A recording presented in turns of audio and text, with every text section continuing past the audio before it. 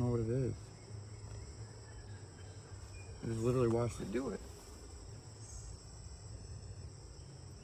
It's eating one of our bees. It's weirdly shaped. It literally just, the bee was on the tree and then it flew down, jumped on it and flew away with it. So I couldn't see what it is exactly. It looks weird. I don't know. I can't see it. I don't want to scare it. I need to get a video of it.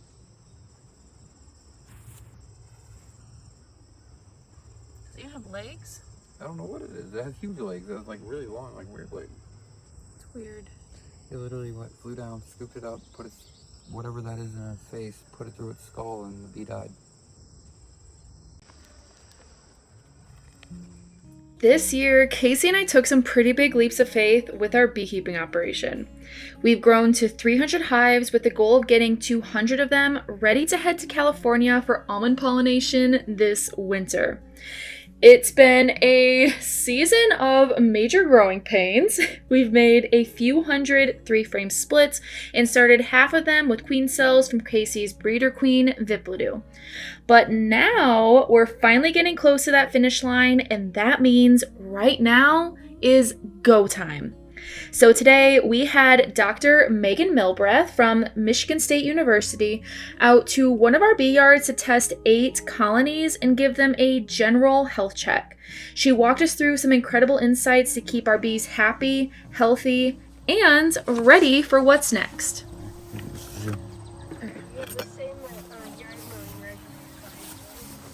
What do you mean? Like not having mowed in front of your Oh, yeah. No. Well, part of it has just been like management of time this year has been very difficult. Also relatable.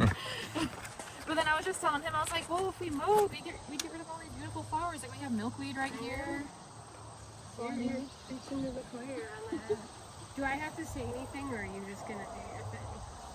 So I like to kind of make it like they're just like watching in on like what's happening and kind of like talk about like what you're doing, I'll ask questions. Yeah. Like it doesn't have to be super formal, just kind of like a real authentic conversation. Yeah, pretend I'm not here. I don't I exist. can't do it. I'm very bad on camera, but I will do my. I get like, I'm like, what do I do with my hands? Oh, no, this is it's like a voyeuristic style videos that we do where people are just kind of like, they're watching like a fly on the wall Okay. versus like an interview style. Oh, that's way better. Yep. I also, there's something really nice about having the like literal protective veil. I know, right? I'm a non-suit wearer. Okay. I get blown up in the comments a lot. You know, he wouldn't have to run away if he wore a I suit. can't believe you're brave enough to just read the comments. I don't even have that. They can be a little spicy sometimes. One of the coolest things about beekeeping in Michigan is having a resource like Meghan. Her job is to travel all over the state, collecting samples from different apiaries to get a big picture view of what's going on inside of our hives. Today is August 3rd, so that means that we are deep into winter prep mode. I'm going to be collecting samples to do mite washes and see where our Varroa numbers are in this yard. Meanwhile, Megan's going to walk us through how to test for Tropilaelaps mites and a few other health checks she's running on our bees today. These things right here. So she's going to be looking for Tropilaelaps. Of course, we don't have it in America yet, but it's always good to check. So we'll be able to see like how she actually tests for that. And then Apis cerana, Varroa mites, of course, Nosema, and then all of those viruses and pesticides in the comb. That'll be cool because we've been having crop dusters. Did you see a crop duster on your way in? Mm-hmm. We just had one fly over here as soon as we pulled in. Oh no. Yeah. I was telling Casey maybe we should look into getting our hives registered. Isn't there like a website for that? Yeah, it's see now, which is a website I totally know until I see that there's a kid. I know, right? It used to be Driftwatch. So Driftwatch is the main one, and then I went to Field Watch, and then there's a bee-specific version of it. Okay. Yes, that you can post your locations on. Okay. Yeah, we'll have to look at that. All right, so either I can open it or you can open it. The thing that I need is to take a half cup of bees off of a frame with brood. Okay. So like a same as you would do for the alcohol wash. Yeah. And then if you don't mind checking for the queen. Yeah. Because that's my preference, is not to kill your queen. That would be problematic, but fixable. And then but we'll just check for queen right first. They're nice and predicting to see a box of bees that's just all brand new. Yeah, literally every box out here, every frame out here is basically brand new. Oh, then your pesticide test will be kind of interesting. We bought what, like 3,000, 3,500 frames this year, Yeah. and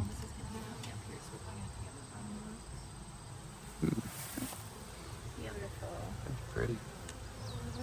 Ooh, that next frame is pretty too.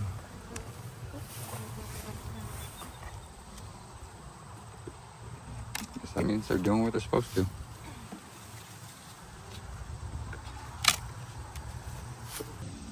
So do you want, oh, there's the queen right there. Do you want open brood, capped brood? If there's a mix, that's ideal. Okay, this would probably be the So if you've never heard of Tropilaelaps mites before, you're not alone. Most beekeepers in the United States have never seen one, and honestly, I hope that we never do.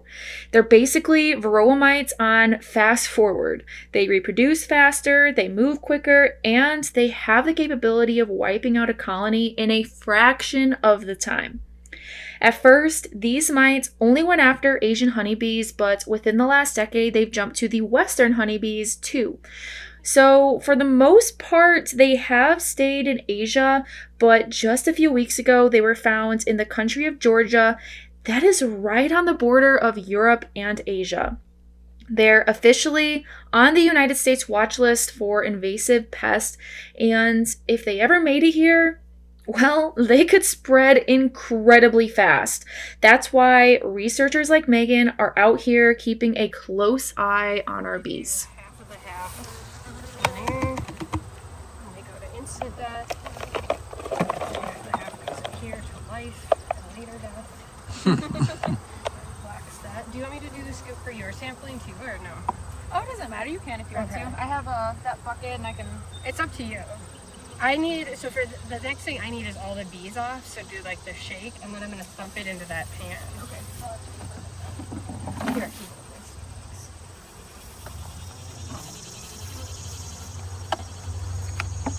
Are these your queens too? No. These aren't. No, so Michigan doesn't offer a lot of breeding time. So to get some of the hive count we needed, we kind of imported some queens. Where did these come from? Z's Bees in California. Oh. Yeah. And I'm going to just thump the rest in here. Perfect. So what Megan's doing here is called the bump test. Basically, she's giving the frame a good shake over this metal pan, and if there are tropy mites hiding in the comb, they would drop out onto the tray where you could actually see them crawling around. Right now, this is the most effective way we have to check for tropy mites. I first learned about it at the Michigan Commercial Beekeepers meeting where researcher Rogan Tokak, I don't think I'm pronouncing that right, gave a presentation. He's been traveling over to Asia to study these mites up close, and one of the things he's looked at in his research is how well different testing methods actually work. And the bump test came out on top. That's what I love about it. Well, and those are the ones that the hooks are so lightweight that they bend. Mm-hmm. So I like how that's a heavy duty one and is brightly colored. All right, that's it for this hive. That's all I need to do. Easy. Yeah, I can put it back together if you want. Okay. Finish here. Yeah, so we'll be putting formic on once she's all finished. There's 5 mites right here. We So exciting for the bee. And then you get a sticker. get a cool sticker. Nice. I'm not gonna lie, I kind of wish it was in the shape of a star. So I have my students perform this as their final, as they have to do like an inspection of the hive, and then I gave them that was their sticker as a reward. Oh, that's awesome. Like, congratulations. You get this. Stickers are motivating though. It really worked. It does. I feel like my job should give me more stickers.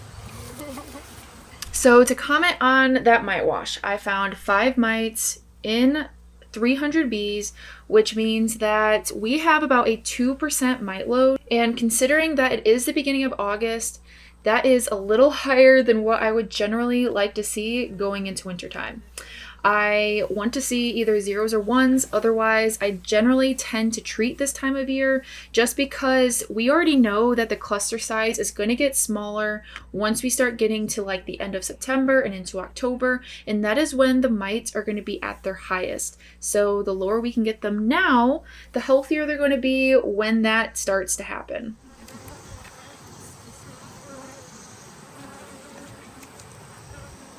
Oh, I'm in their flight path. That's why they're angry.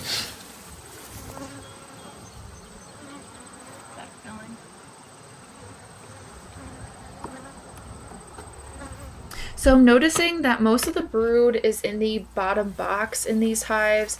A lot of that is because we did not harvest any honey from these hives this year, but that is because we have been building them up from 3 frames and they had to build every single frame that is in their box. Whenever we do have it.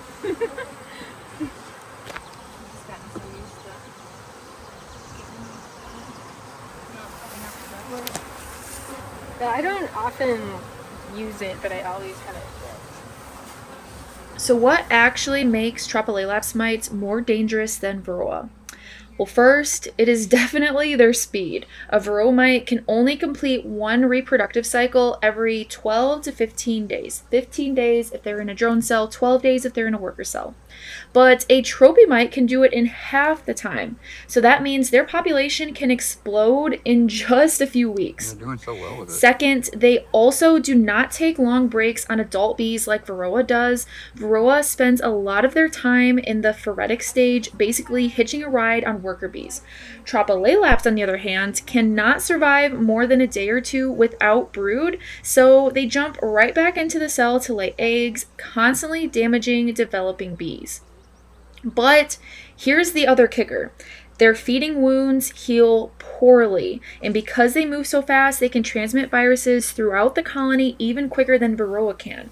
Often you'll see brood patterns that look melted or greasy, with young bees emerging weak or deformed. The reason they come out deformed is because trophy mites, they don't just have one feeding site, they will puncture multiple feeding wounds into the developing larva. So oftentimes the bee will come out with multiple different deformities that don't really follow a consistent What's pattern. in the bottle?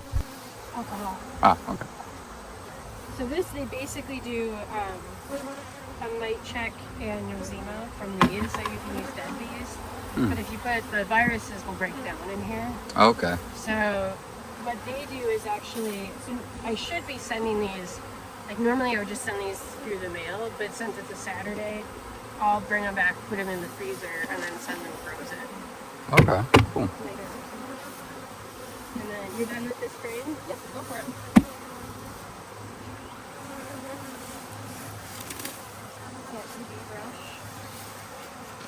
Watch our yard be the yard 0 for trophy mites, whatever it's called. I can't say the word. Tropilaelaps. Ground 0 for trophy. Oh gosh, no, do not wish that upon us, please. I mean, Absolutely not. you'd get famous. We would really quick. Yeah, it does. I hope these crickets jump out before I send that in. Otherwise, that's gonna look pretty weird. But there's crickets in the hive. So if there was trophy in there, you would just see them all come out and kind of crawl around? They wouldn't be able to get up the sides. And so what I do at the end is I take water and we run it through a filter. And then I shove the filter into a little container. And then that gets looked at in the lab. Oh, okay. Oh, Yeah, cool. so someone will be, could I borrow your Telia? Yeah. Someone will be investigating. So this all goes to Maryland. And they'll look through it. And they've been, so some of the ones, it's usually like a couple months to get your results, so I'm done. But they have been, like we've been getting them back already for some of them that I've done this year. So. One important thing to keep in mind is that because Tropilaelaps mites reproduce so fast and have such a short lifespan, they're able to adapt really quickly.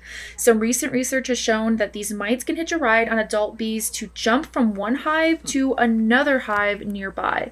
But usually that only happens once the mite population in the hive gets so high that they basically run out of room and need to spread out. The big concern is if tropy mites figure out a way to survive longer on adult worker bees while they're flying between hives or out foraging for pollen or nectar, then their infestation rates could skyrocket. That would make them even harder to control than they already are. So you know it's a good yard when you have all these insects everywhere. Here, I can help you out if you want. Aren't they like dangerous? No. Oh, he's... I mean, that's what he wants you to think.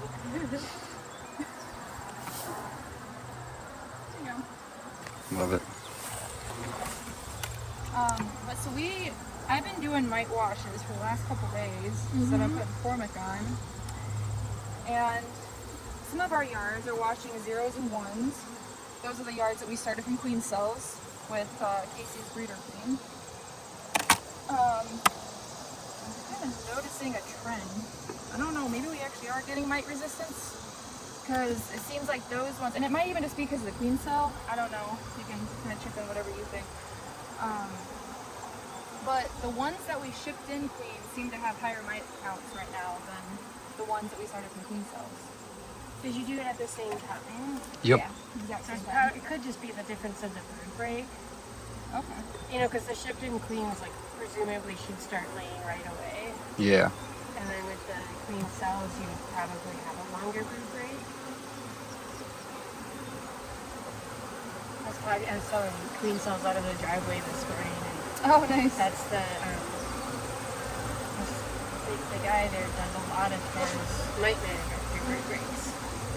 I think it does make a huge difference. It makes a huge difference. It's hard to teach because a lot of people aren't comfortable doing brood breaks and using queen cells, and so like but the people who do, I think, know the value. Yes, it's a big part of mine. Because the hives that we had stay here, that we didn't send to California, they actually have had lower mites all year compared to the ones that went. And I was just thinking just because they got that brood break and then... Slower startup in the spring too. Yeah, exactly. I mean, my breeder queen's going on her 5th year and she's never once seen a treatment. Ever. In fact, I didn't know how to do treatments. I still don't know how to do treatments, but... Well, one of our yards we're starting to see uncapping behavior. It's all like the pink-eyed and red-eyed stage. Yeah. So there's so Ernesto Goodman at University of Guelph, and then also just talking to Marla and some other people that have looked at breeding programs, a lot of them are just looking at just ability to keep mite slow being the thing, like regardless of the trait. So you can do you want me to scoop some for you? Sure, if you want to. I don't know if I can get enough off this spring, actually. Killed all of them.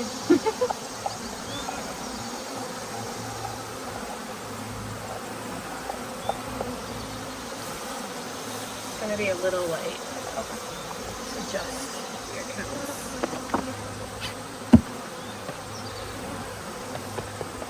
If this one's still about the same, I'm just going to say the whole yard's pretty similar. Because that was 7, the one I just did before. Yeah. So. I dig it.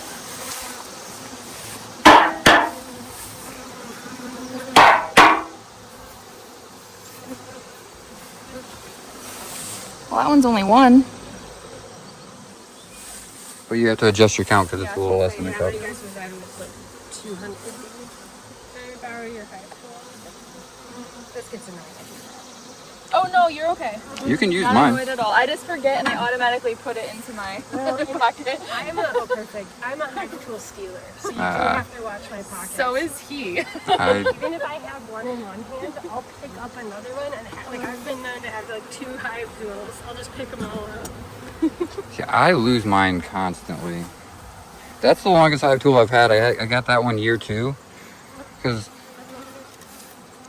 to be fair, I used to romanticize beekeeping. So it was like every year I was going to buy a new hive tool. And every year, you know what I mean? Like, it was like this. One. Yeah, and then it turned out to be like, Maybe I don't need 15 of them. Oh, I need 15. I was going the other direction. Every year I'm buying 4 because they're lost. See, I would like to have one per yard where we don't take them out of the yard. That would be nice. Because I don't want to transfer stuff from one yard to the next. Yeah. So what I do is I have, and this is what we do, and I'm going to see it too. I have clean hive tools in the doors like cars. And then I just have a bucket for dirty hive tools. And then at each yard I switch. And Oh, so yeah. That's why I have so many. So then I just take out a new hive tool, and then like at the end of a couple of days, I'll just go wash them all. Yeah. Alright, so we'll do 2 from this palette. I'll probably just put this one. All right, so back to some info about trophy mites that I've been researching recently and that I learned in that presentation. So trophy mites can survive on adult bees for up to 2 days, but when they have access to young larvae to feed on, they can live for around 4 weeks straight. One study that I found even said that these mites can survive for up to 3 days in dry pollen and up to 6 days inside empty honeycomb. Which is interesting because that means that trophy mites do have a way of surviving longer. So say they hitch a ride on any of the honeybees that get brought between country to country to country, it's going to be really easy for them to transfer. And I'm not doing like a size count, as long as it's basically normal.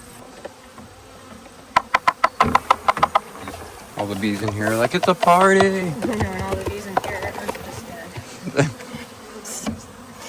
It's the luck of the draw. Like you either have a decent day or you have a really bad day. Well, they're gonna have a pretty bad day too, but Yeah, that comes later. They can party for a while.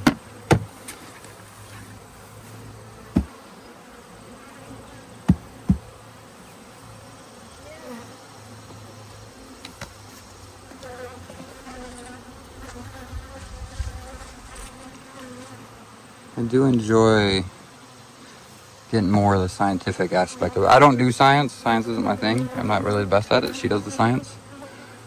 But I do enjoy knowing the results. I mean that's basically all science is. It's just Yeah. being methodical to get answers. Oh, that was 0. 0? Yeah, I'm guessing because these ones are a little bit behind.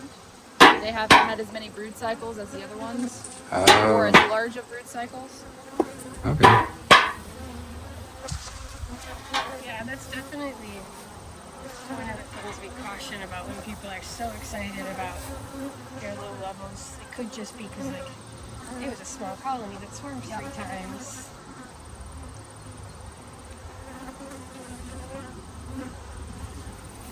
These frames need fixed. What frames need fixed? The way that you have them, Oh yeah, no, they need to be worked. They haven't been worked in 3 weeks. I do all the frame magic. What does that mean? It means like, I don't know, I can't explain it, but I can kind of tell where everything needs to be for the bees, and then they just do absolutely amazing and draw perfectly. And like, So what are you noticing here? as far as this goes, Yeah, when you like what needs to be done. like I would probably like, so she has like these frames right here, and I could be completely wrong, but the results always work. I would probably take some of these, move them down in here, and then move some of these over and kind of just space them about. I'd have to look through each one of the frames and then put them where they want them. And you can kind of tell the bees all want jobs. And if you kind of figure out what bee wants what job, it kind of works out great. So I've been getting, like you said, I think we drew out almost, how many boxes? Like 180 boxes this year? Yeah, I think more than that. Yeah, I think We started everything as 3 frame splits, and then they had to draw out their 5 frames plus another bee. So, How many hives do you have? We're sitting at around 200 right now. Okay. We'll see you in the next month and a half, but And what's your goal?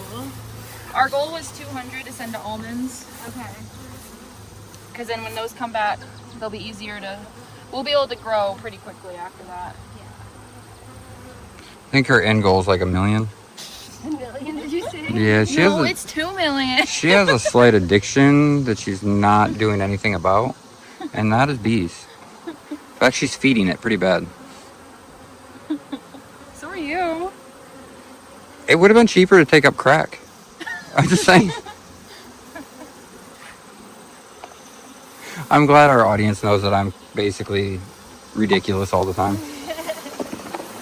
I'm here for the comic relief. In the past, whenever I saw a mite load below 2%, I usually felt okay about going into winter with those numbers. That was mostly when our hives were staying here in Michigan, where they get that natural brood break and a shorter active season. But now, since we're sending our hives out to California for pollination, well, things change. Those mites can really explode if we don't get their numbers down now before we ship. The California season is about 2 months ahead of Michigan, so our bees there have more time to raise brood, which means more opportunities for mites to reproduce and multiply. So it's super important for us to keep mite levels really low before sending the bees out. But that being said, given where my hives are in their growth right now, I'm taking sort of like a gentler approach and a more drawn out treatment plan. So yes, I'm applying formic acid, but I'm only using 1 pad instead of the usual full dose of 2 pads. That way, the bees can keep building up and the queen doesn't get slowed down too much in her laying. Then later on, I'll come back around with some oxalic acid vapor treatments to help keep the mite levels in check. I just want to give Megan a huge thank you for coming out and spending time with us, testing these hives and sharing her expertise. I'm really grateful for the work that researchers like her are doing to help keep our bees healthy. I'm super excited to see the results from these tests, though it might be a few months before we get a full picture on viral loads, but knowing more about what's going on inside the hive means we can make smarter choices to protect them moving forward. This journey with our bees is definitely not always easy, but it's moments like this, learning, testing, growing, that remind me why I keep going. So here's to healthy bees and a thriving future. Thanks for watching, and I can't wait to share what's next.